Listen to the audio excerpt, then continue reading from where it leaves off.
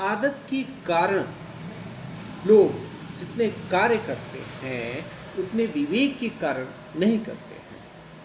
इसलिए हमें हैबिचुएटेड होना है और अध्ययन को अपनी आदत बना लेनी है, अपनी हैबिट बना लेनी है। जी हाँ, आज ऑनलाइन क्लास में मैं हूँ आपके सामने डॉक्टर मनीष कुमार शशि। अब आज की जो समस्या है उसको हम लोग समझने का प्रयास करते हैं। हमारी समस्या क्या है आज की? प्लेटो के अनुसार प्रकृतिवाद की जो संकल्पना है उसे आज हम लोगों को इस ऑनलाइन क्लास में समझने का प्रयास करना है। हम लोग समझते हैं कि प्लेटो के अनुसार प्रकृतिवाद का जो अर्थ है, उसकी परिभाषाएं हैं, वो क्या है। आधुनिक समय में भौतिकवाद शब्द का स्थान प्रकृतिवाद शब्द ने ले लिया है। सामान्य रूप से प्रकृतिवाद वह विचारधारा है जो प्रकृति के अलावा किसी अन्य तत्व को यथार्थ नहीं मानती और न तो प्रकृति से पूरे तथा इंद्रिय अनुभव से परे किसी का अस्तित्व ही है। प्रकृति के ऊपर कोई व्यक्ति अथवा ईश्वर नहीं है। घटनाओं के संगठन में प्रकृति के अन्य किसी का हस्तक्षेप भी हम नहीं पाते हैं। प्रकृतिवाद एक भौतिकवादी दर्शन है। यह प्रकृति को मूल तत्व मानता है और यह स्वीकार करता है कि इस संपूर्ण ब्रह्मांड की रचना का कर्ता और कारण वह प्रकृति ही है। वास्तव में देखा जाए तो प्रकृति क्या है? तो इसका उत्तर यही हो सकता है कि प्रकृति स्वयं में एक जटिलता है, कॉम्प्लेक्स है, जिसकी व्याख्या करना कठिन है। यो भी हम कह सकते हैं कि प्रवृत्ति का अर्थ उस सूचना से किया जाता है जो स्वाभाविक रूप से विकसित होती है और जिसके निर्माण में मनुष्य का कोई लक्ष्य नहीं होता, जैसे चंद्रमा, सूर्य, तारे, पहाड़, समुद्र, नदियां, वनस्पति, बादल, वर्षा, जीव जंतु एटसेट्रा। विद्वानों द्वारा प्रकृतिवाद की अनेक परिभाषाएं हमारे सामने हैं। जेम्स वाट के शब्दों में प्रकृतिवाद वह विचारधारा है जो प्रकृति को ईश्वर से अलग करती है और आत्मा को पदार्थ अथवा भौतिक तत्व के अधीन मानती है और अपरिवर्तनशील नियमों को वो सर्वोच्च स्थान देती है। कुछ चीज़ें हम लोग सीखते हैं मोरल स्टडी के रूप में। मेरे पिताजी अक्सर कहा करते थे, जब कोई अपने से बड़ा पुकारे तो क्या हाँ हमें नहीं कहना चाहिए। इसकी जगह जी हाँ, जी अथवा आज्ञा कहकर पूछना चाहिए। ये हमारे भारतीय सभ्यता संस्कृति की पहचान है और पिताजी अक्सर मुझे सभ्यता संस्कृति से जोड़ा करते थे। मैं भी चाहूँगा कि आप उनकी अच्छी चीज़ों को अपनाएं, उनके पद चिन्हों पर आप भी चलें। आदर्श किसे कहते हैं, ये मोरल स्टडी हम लोग समझने का प्रयास करेंगे। आदर्श विहीन मनुष्य मल्लारहित जहाज जैसा होता है। मैं जो कहूँ वही आदर्श है। ऐसा करने वाला व्यक्ति सर्वनाश को आमंत्रित करता है।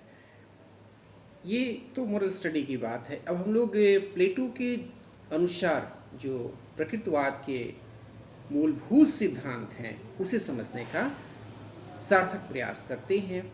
नंबर 1 में वो क्या कहते हैं? मनुष्य संसार का सर्वश्रेष्ठ प्राणी है।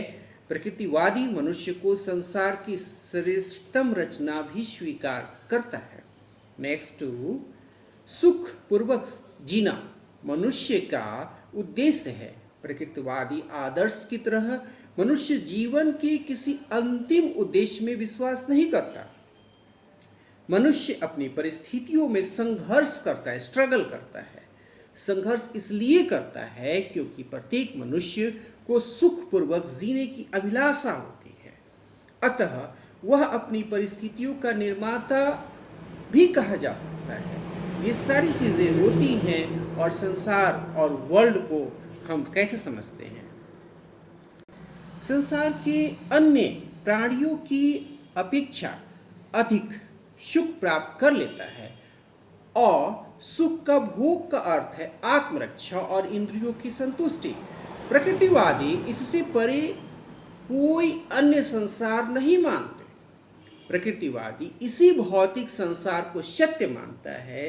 विज्ञान यह सिद्ध कर चुका है कि पदार्थ न कभी बनता है और न उसका नाश होता है, वरन उसका जो रूप है वो परिवर्तित होता रहता है। अतः भौतिक संसार को नाशवान और असत्य कैसे कहा जा सकता है, जबकि यह संसार प्राकृतिक रचना है और इंद्रियों से ही इसका प्रत्यक्षीकरण होता है। नेक्स्ट 4 नंबर, आत्मा और परमात्मा की अलग कोई सत्ता नहीं है। प्रकृतिवादियों का विचार है कि आत्मा और परमात्मा का कोई अस्तित्व नहीं होता, क्योंकि यह संसार प्रकृति द्वारा निर्मित है और यह निर्माण कार्य निश्चित नियम के अनुसार होता है। नेक्स्ट 5, प्राकृतिक जीवन में सामर्थ्य, समायोजन और परिस्थितियों पर नियंत्रण का महत्व है। प्रकृतिवादियों ने इस तथ्य पर भी विचार किया है कि प्राकृतिक जीवन के लिए एक मनुष्य में किन किन शक्तियों का विकास होना चाहिए। मनुष्य में जीवन रक्षा का सामर्थ्य होना चाहिए और फिर अपने प्राकृतिक पर्यावरण में समायोजन करने की शक्ति भी होनी चाहिए, और इसके साथ ही परिस्थितियों पर नियंत्रण, कंट्रोल रखने की पावर भी होनी चाहिए, शक्ति होनी चाहिए। नंबर नेक्स्ट अब देखते हैं तो मानव विकास का क्रम प्राकृतिक है। जीव विज्ञानवादी प्रकृतिवाद के अनुसार मनुष्य का विकास निम्न प्राणी से उच्च प्राणी के रूप में हुआ है, क्योंकि वे विकास सिद्धांत में विश्वास रखते हैं। 7, यह ब्रह्मांड एक प्राकृतिक रचना है। प्रकृतिवादियों के अनुसार इस संसार का कर्ता और कारण स्वयं प्रकृति है, और प्रकृतिवादी प्रकृति को संपूर्ण तत्व मानते हैं। यह सत्य है कि प्राकृतिक पदार्थों के मिलन से संसार की रचना होती है और उनके विघटन से उसका नाश होता है। यह मिलन और विघटन कुछ नियमों के अनुसार होता है। इसी को प्राकृतिक परिवर्तन कहते हैं। कुछ नैतिक शिक्षा की बातों को हम लोग देखते हैं। ये निश्चित रूप से जो शिक्षार्थी हैं, प्रशिक्षु हैं, स्टूडेंट्स हमारे हैं, उन तक ये जानी चाहिए। भगवान बुद्ध क्या कहते हैं? अभिलाषा सब दुखों का मूल है, इसलिए हमें अभिलाषा नहीं, कर्मयोगी बनना चाहिए, भाग्ययोगी नहीं, हमेशा मेहनत करना चाहिए। नेक्स्ट, बुरी आदतों से हमारी शुद्धता का अभ्यास होता है। डॉक्टर एडलर ने ये चीज़ें हम लोगों को सिखलाई है। इन सारे महापुरुषों की जो युक्तियां हैं, ये निश्चित रूप से हमारे जीवन के लिए प्रेरणादायी है। इससे हमें कुछ हमेशा सीखना चाहिए, और छात्र जीवन से ही सीखने का सार्थक प्रयास करना चाहिए। हमेशा बुजुर्गों की बातों को सुनना चाहिए। निश्चित रूप से वो अपने जीवन के अनुभव हमें शेयर करते हैं और वो काफ़ी लाभप्रद भी होता है। कला, आर्ट, दांते के क्या विचार है? कला जहाँ तक संभव होता है प्रकृति का अनुकरण करती है। उसी प्रकार जिस प्रकार शिष्य गुरु का अनुकरण करता है, अतः तुम्हारी कला ईश्वर की अनुकृति होनी चाहिए। यह हमें ध्यान रखना चाहिए, और यही विद्वत दांते का स्टेटमेंट है, जो कि आज भी लॉजिकली परफेक्ट है और हमेशा हमें कुछ सिखाता है कि हम कैसे आगे की तरफ बढ़ते जाए, कैसे जीवन की बुलंदियों को सूझे, ये हमें हमेशा सीखना होता है। अब आज की क्लास को हम लोग वाइंड अप करना चाहेंगे। यदि क्लास की बातें आपको अच्छी लगती हैं तो इस ऑनलाइन वीडियो को आप अपने दोस्तों, परिचितों, रिश्तेदारों के फेसबुक, व्हाट्सएप, इंस्टाग्राम, ट्विटर पर निश्चित रूप से शेयर करें। अब ये क्लासेस फ्री ऑफ कॉस्ट है। आप इस चैनल को यदि सब्सक्राइब करते हैं तो आपको एक पैसा भी खर्च नहीं होगा। इसकी अच्छी बातों को आप अपने दोस्तों, परिचितों, रिश्तेदारों के साथ निश्चित रूप से शेयर करेंगे।